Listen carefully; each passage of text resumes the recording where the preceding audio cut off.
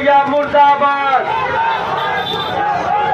शेख आसिफ साहब, मुस्तकीम डिक्लेरी साहब, एक बात मेरी सुन ले और आप सब भी सुन ले।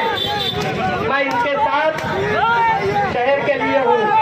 कभी ठेका मांगूंगा झूठे से मारना, टिकट मारूंगा झूठे से मारना, लेकिन पूरे शहर में आसिफ साहब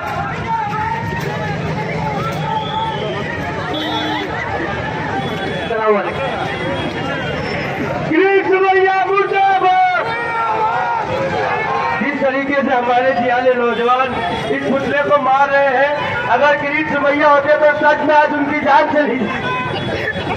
किरीट सुमैया मुर्दाबाद, किरीट सुमैया मुर्दाबाद, किरीट सुमैया चकरा चकर, काली नौका होती पर, किरीट सुमैया चकरा चकर, काली नौका होती पर, बबड़ा चकरा चकर, काली नौका होती पर, बबड़ा चकरा चकर, काली नौका होती पर, किरीट सुमैया चकरा चकर, काली नौका होती पर, बबड़ा चकरा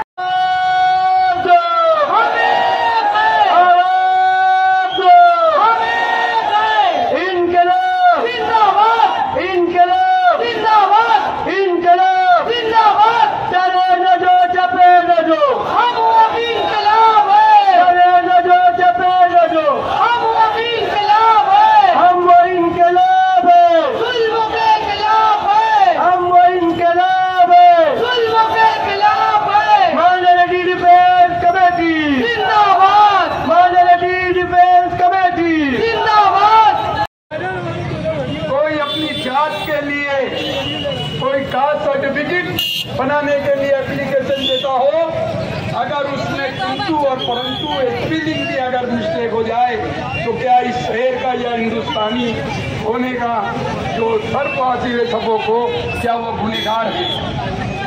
मैं ये जानता हूँ कि 6 महीना पहले सुमित ये जो क्या था नक्शा बदलेंगे, आज तक जो हुआ उससे बेहतर होगा।